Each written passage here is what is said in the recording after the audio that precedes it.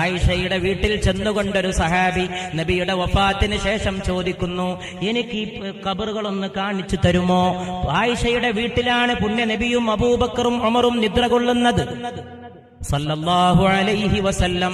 ആയിഷ റളിയല്ലാഹു അൻഹ കുടുംബത്തിൽപ്പെട്ട ആ ചെറുപ്പക്കാരനെ കൂട്ടിക്കൊണ്ടുപോയിട്ട് വാതിൽ തുറന്നു കൊടുക്കുന്നു. എങ്ങനെയാണ് ആ വിശുദ്ധ ഖബറുകൾ കിടന്നതിന്റെ ഏറ്റവും വലിയ ചരിത്രത്തിലെ ദൃഷ്ടാന്തം ഈ ഹദീസാണ്. ആ ചെറുപ്പക്കാരൻ കുട്ടി രേഖപ്പെടുത്തിയിട്ട് പറയുന്നു, ആദ്യം അല്ലാഹുവിന്റെ റസൂലിന്റെ പുണ്യ ഖബറിടമാണ്. നബിയുടെ ഏകദേശം നെഞ്ചിന്റെ ഭാഗത്താണ് സിദ്ദീഖിന്റെ ശിരസ്. തൊട്ടടുത്ത് സിദ്ദീഖ് കിടക്കുന്നു. അതിന്റെ തൊട്ടടുത്ത് ഉമർ ഇബ്നുൽ ഖത്താബാണ്.